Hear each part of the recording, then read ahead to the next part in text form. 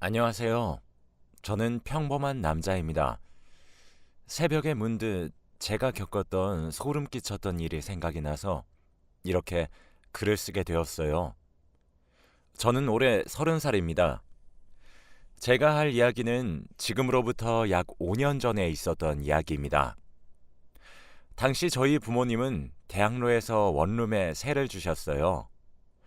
건물은 총 5층이었는데 각 층마다 5개의 방이 있었죠. 그곳 가장 옥상에 제가 살고 있었습니다. 부모님은 귀농을 하셨고 원룸 관리는 당시 25살이었던 제가 오롯이 맡아서 하고 있었죠. 저도 근처에서 대학을 다니고 있었고 관리라고 해도 월세를 꼬박꼬박 받는 일과 컴플레인이 들어오게 되면 해결하는 것 말고는 딱히 어려운 일도 없었습니다.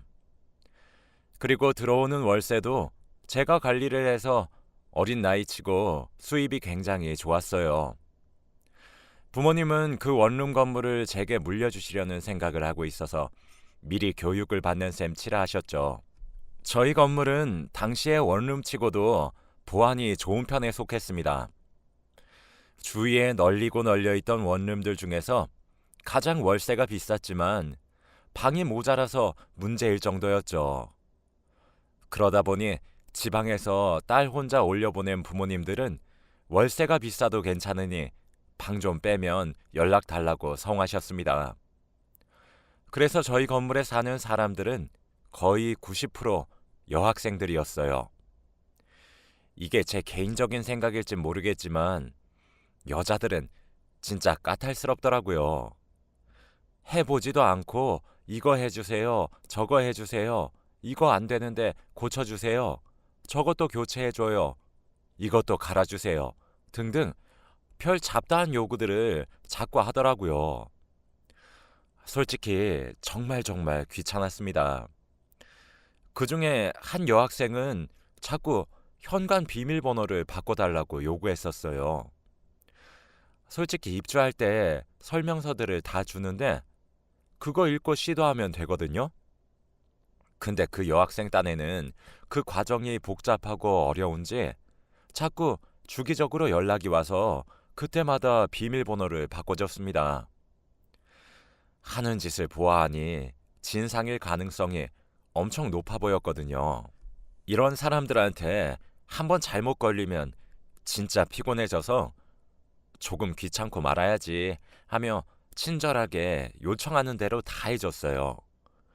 그리고 저는 원룸을 관리하는 사람이기도 하고 그곳에서 같이 살고 있는 입주민이기도 하니까 제 집으로 사람들이 찾아와서 요청한 적도 꽤 있었습니다. 근데 어느 날부터 그 여학생이 점점 자주 찾아오기 시작하더라고요. 그런데 찾아와서 자꾸 이상한 소리를 하는 겁니다. 비밀번호를 바꿔달라고 말을 할 때도 원래 저기요, 저희 집 현관 비밀번호 좀 바꿔주세요. 이러는데 저기요, 여기 도둑 안 들죠? 비밀번호 좀 바꿔주세요. 이런 식으로 불안해하면서 말을 하더라고요. 저는 요즘 시대에 도둑 드는 집이 세상에 어디 있어요. 그리고 저희 건물 보안 좋아요. 무슨 일 있으시면 저한테 연락하시면 되세요. 라고 했더니 여학생이 아, 그런데 자꾸 누군가 저희 집에 드나들고 있는 것 같아요. 혹시 그쪽은 아니시죠? 라고 하더군요. 그래서 제가 당연하죠. 저희는 들어가야 될 경우가 생기면 세입자분께 연락드리고 허락을 받은 후에 들어갑니다. 라고 했더니 계속 의심스러운 눈초리로 저를 쳐다봤죠. 그렇게 돌아가는 듯 했습니다. 괜한 의심을 받는 기분이라서 썩 좋지는 않더라고요. 불쾌했지만 제가 뭘 어쩔 수 있나요? 그냥 넘겼습니다. 하루는 또 여학생이 찾아와서 저기요, 혹시 오늘 제 집에 들어오셨어요? 이러더라고요. 저는 아니요. 저희가 들어갈 때는 세입자분께 허락을 구하고 들어간다니까요. 왜 그러세요? 라고 말을 했어요. 솔직히 사정도 모르고 사람을 의심하는 눈초리로 보니까 잠재적 범죄자처럼 의심받고 있는 것 같아 기분이 나빴거든요. 여학생은 아, 진짜 그쪽 아니에요? 라고 제게 짜증을 냈고 저도 슬슬 짜증이 나서 제가 안 했다니까요. 아니, 세입자님도 제 말을 한번 들어보세요. 저는 옥상에 살고 있지만 이 원룸 건물을 관리하는 사람인 것도 맞아요. 그래서 저는 마스터키를 가지고 있지만 제가 아무 때나 심지어 한 방만 들락날락거리진 않습니다. 저희가 저 키를 이용해서 문을 열어야 할 때는 가끔씩 방 빼고 나서 비밀번호를 가르쳐주지 않는 경우에 열기 위해 사용하고 아니면 정기적으로 점검 나올 때 그 시간에 집에 없으신 세입자분들에 한해서 저희가 미리 양해와 함께 동의를 구하고 들어가는 용도로 사용해요. 진짜 억울해서 미쳐버리겠네. 아니 그럼 제가 마스터키를 이용해서 그쪽 방을 드나들었단 생각이 자꾸 들어서 이렇게 캐물으시는 거예요? 나 진짜 돌아버리겠네. 라고 했어요. 여학생은 제가 미친 듯이 억울해하자 아니면 됐어요. 괜한 의심해서 죄송해요. 하고 다시 자기 방으로 돌아갔습니다. 그리고 그 시기가 또 대학생들이 방학인 기간이라서 저도 집에 한창 상주해 있을 때였거든요. 그리고 한 일주일 정도 지났는데 그날은 제 학창시절 친구 생일이었던 날이라 제가 외박을 했던 날이었습니다.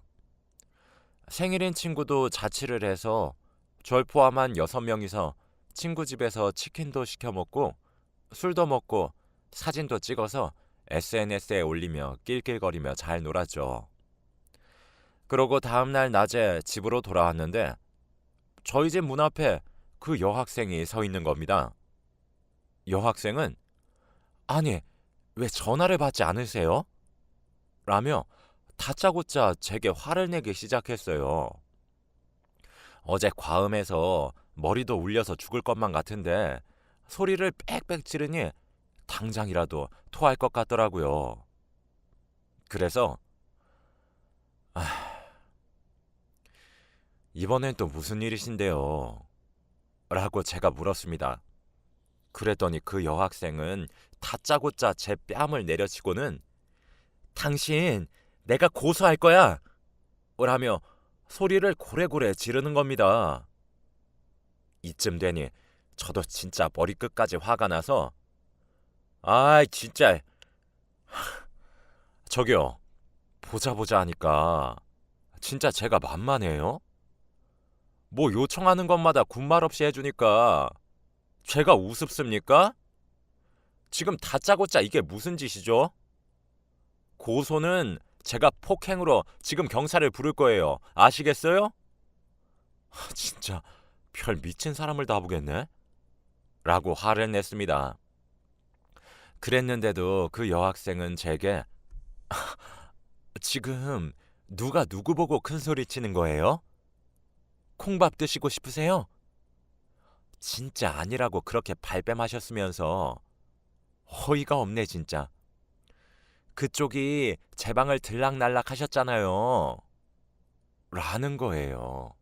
와, 진짜 어이가 없더라고요. 그래서 제가 진짜 저 아니라니까요. 했더니 여학생은 아니, 진짜 저 어제 외출할 때 문틈에 샤프심 하나 끼우고 갔었거든요.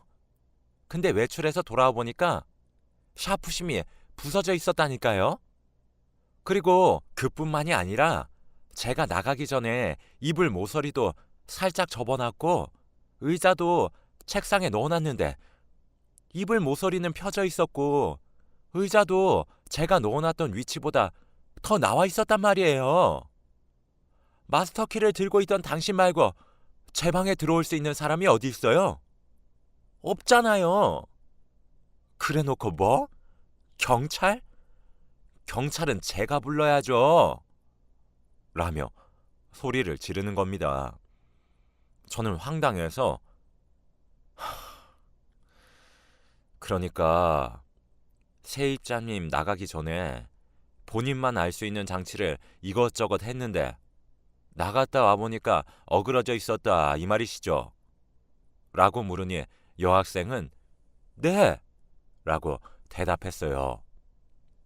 그래서 저는 외출했던 시간이 언젠데요? 하니까 여학생은 어제 저녁 9시부터 오늘 오전 8시요. 라고 대답했어요. 저는 세입자님, 저 그 시간에 여기 없었어요. 라고 하니까 여학생이 그걸 제가 어떻게 믿죠? 하더라고요. 저는 여학생에게 제 SNS를 보여주었습니다. 자요. 세입자님도 보이시죠? 저 어제 학창시절 친구가 생일이어서 친구 집에서 자고 방금 집으로 돌아온 겁니다. 돌아오자마자 세입자님하고 마주친 거고요. 여기 제가 친구들과 함께 찍은 사진 정보 좀 보세요. 찍힌 시간이 언제죠? 세입자님이 외출했던 시간과 일치하고 있죠? 저는 그때 여기서 1시간도 더 떨어졌던 지역에 친구 집에 있었어요. 심지어 저 혼자 있었던 것도 아니고 절 포함해서 6명이서요. 이젠 제가 아니란 사실을 좀 아시겠어요? 라고 설명했습니다. 그랬더니 여학생은 얼이 빠진 듯한 얼굴로 어? 아니, 그럼 대체 누가? 라며 혼란스러워하기 시작하더라고요. 저는 저기요, 사과 안 하세요? 제 말 듣지도 않고 쌍욕을 하시면서 뺨도 때리셨잖아요. 지금 여기 도착하고 30분은 더 지났는데 제 앞길도 가로막으시고요.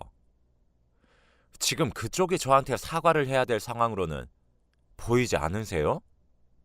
라고 쏘아붙였습니다.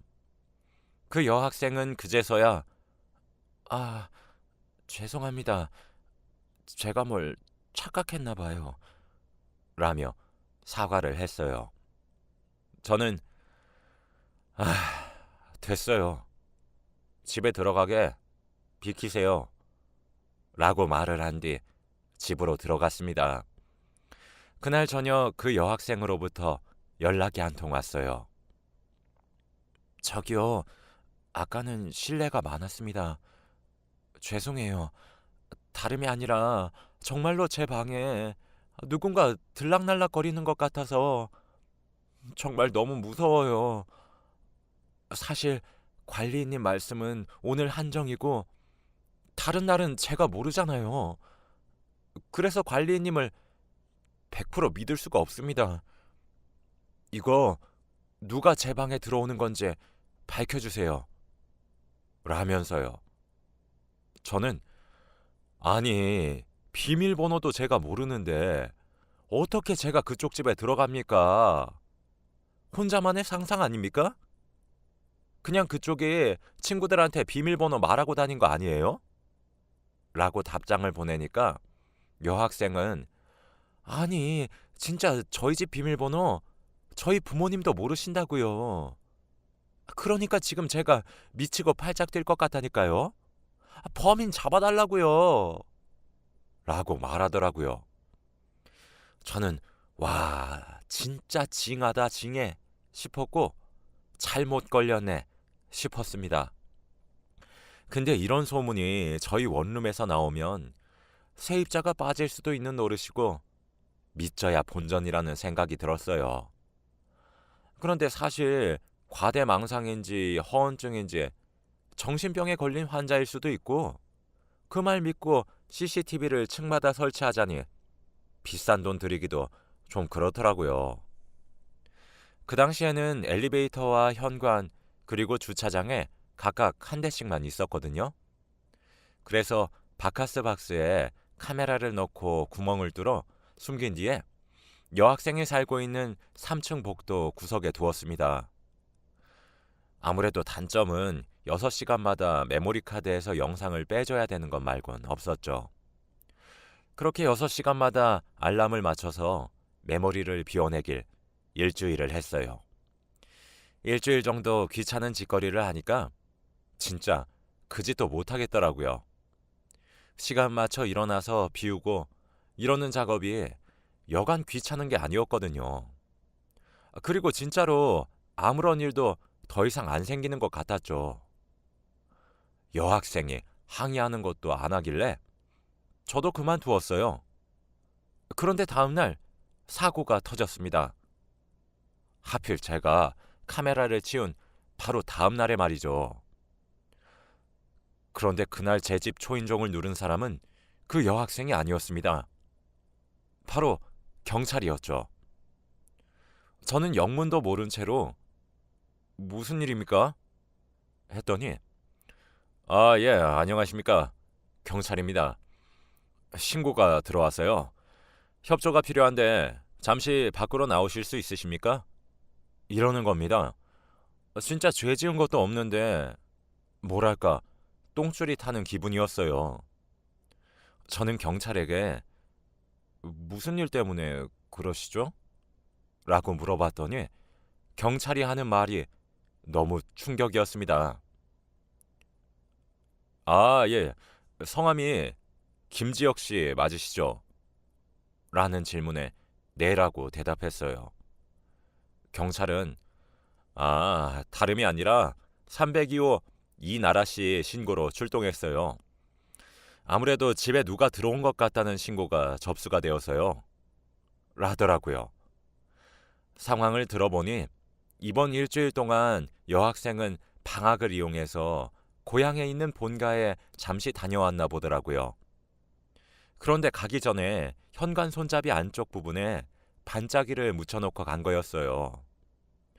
겉으로 보이지 않는 부분에 묻혀놓고 만약에 저희 건물에 사는 사람이라면 그 반짝이가 범인 현관 손잡이에 묻혀 있을 거라고 생각하고요. 나름 범인 한번 잡아보겠다고 머리를 썼던 것이죠. 반짝이가 또 물에 잘 안 지워지고 손에 오랜 시간 동안 붙어 있으니까요.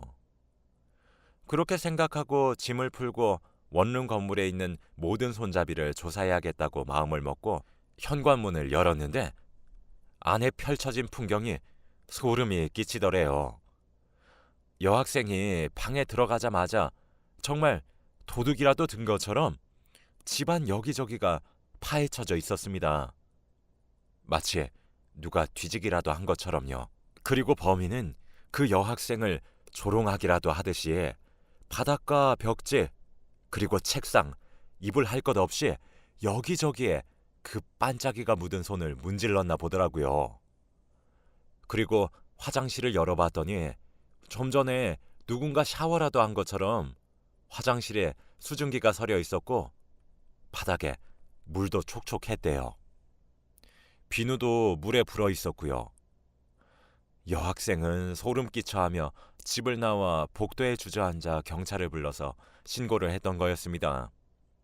그리고 저는 마스터키를 가지고 있는 젊은 남자라는 죄로 의심을 받게 되었죠.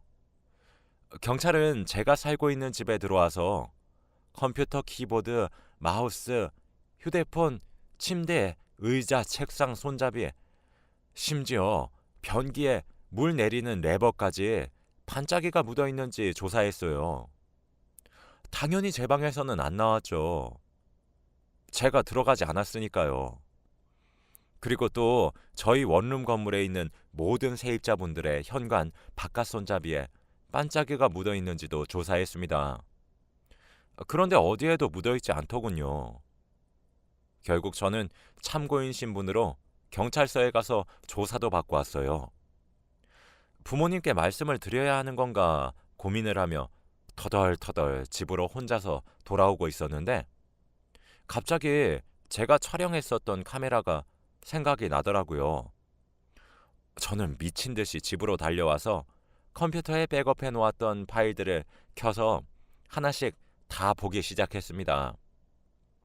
그런데 6일째 되던 날 새벽 2시쯤에 그 여학생 남자친구로 추정되는 사람이 304호로 들어가는 거예요. 한 2시간 정도 이후에 집에서 나오더라고요. 그 영상을 제외하고 이렇다 건진 증거들은 없었어요. 그리고 8일째 되던 날은 제가 카메라를 치워서 영상이 없었습니다. 그럼 제가 촬영했던 일주일 중 그 여학생의 남자친구 한 사람만을 제외하고는 아무도 들어가지 않았던 거였어요. 수상하다고 생각했던 저는 경찰서에 그 파일 전부를 담은 USB를 가져다 드렸습니다. 경찰은 제가 준 자료를 바탕으로 수사에 착수했어요. 네, 여러분들도 예상했듯 범인은 그 여학생의 남자친구였습니다. 사건의 전말은 최종적으로 여자친구와 동거를 하려고 했던 남자친구의 계략이었죠. 여자친구가 학교를 가거나 친구 집으로 놀러 가거나 이렇게 집을 비우게 되는 순간이 생기면 여자친구 방에 들어가서 수상한 흔적들을 남기는 일을 했대요. 그 짓을 꼬박 3개월 넘게 했고 여친이 이상함을 눈치를 채서 미친 듯이 걱정을 하기 시작했을 때 자연스럽게 무슨 일이냐고 물어본 뒤 여자친구가 남자친구에게 고민이 생겼다고 의논을 하면 남자친구는 그때 기다렸다는 듯이 잔인한 원룸 살해 사건처럼 원룸에 혼자 사는 여성들을 대상으로 한 잔혹하고 잔인한 사건 사고들을 얘기해 주면서 겁에 질려 벌벌 떠는 여자친구를 보면서 무서우면 여기서 오늘 자고 가도 된다고 꼬신 거였어요. 그렇게 하루 이틀씩 여자친구가 머물고 갔는데 동거까지 가기 위해 가장 임팩트 있는 계획을 세웠고 그게 바로 제가 영상을 찍지 못한 8일째가 되던 날이었던 것이죠. 그 남자친구는 여자친구가 설치해 놓은 함정들을 듣고 여자친구가 발라놓은 반짝이들보다 훨씬 더 많은 양의 반짝이들을 온 방 안에 떡칠을 해서 도배를 한 것이었고 그 작업이 2시간 정도 걸렸던 거였어요. 그게 6일째 되던 날 일어났던 일인데 집으로 돌아가서 생각해보니 그걸로도 모자른 것 같아서 여자친구가 자취하는 곳에 도착하기 직전에 맞춰 샤워를 하고 여자친구의 방을 나섰던 거였죠. 그 이후에 여학생은 집에 도착하게 되었고 소름 끼치는 광경을 목격하게 된 것입니다. 남자친구는 여자친구가 엄청나게 심한 극한의 공포를 겪게 되면 같이 동거할 수 있을 거라고 생각해서 이 일을 계획했다고 해요. 비밀번호도 여자친구는 알려주지 않았는데 집에 데려다 줬던 순간 여자친구 등 너머로 흘끗 보고 비밀번호를 외운 모양이더라고요. 저는 진짜 너무 소름이 끼쳤습니다. 소름 끼쳤던 이유는 제가 참고인 조사를 하기 위해 경찰서에 방문을 했을 때 사건의 당사자인 여학생도 경찰서에 함께 있었는데 무섭다고 울먹이는 여학생을 그 남자친구는 안아주고 토닥여주고 달래주는 걸 제가 봤거든요. 진짜 완전 다정하고 자상하게 위로를 해주더라고요. 그런데 사실은 그놈은 자기 여자친구가 무서워하면 할수록 공포에 질리면 질릴수록 겉으로는 자상하고 다정하게 위로해주면서 속으로는 어떻게 또 겁을 줘야 동거를 할 수 있을까 고민을 했던 거잖아요. 그 사실을 깨달으니까 진짜 등골이 오싹해졌죠. 그 이후로 고향에서 여학생의 부모님이 올라오셔서 여학생은 그대로 휴학을 하고 고향으로 내려갔습니다. 여학생의 남자친구였던 범인은 주거침입으로 고소당했다고 해요. 저는 이런 일을 겪었더니 정말 10길 물속은 알아도 한길 사람 속은 모른다더니 진짜 사이코패스 같은 사람이 가까이에 있을 수도 있다는 생각이 들어 사람을 잘 못 믿게 되었습니다. 제가 겪었던 경험 중에 가장 오싹했던 경험이었어요. 새벽에 빗소리를 듣다가 일어났더니 갑자기 옛날 일이 생각이 나서 이렇게 끄적여 봅니다. 저의 긴 이야기를 들어주셔서 감사드려요. 다음에도 또 이렇게 오싹한 일이 생각이 나면 사연을 쓰러 오겠습니다. 오늘 하루 잘 마무리하시길 바래요. 감사합니다.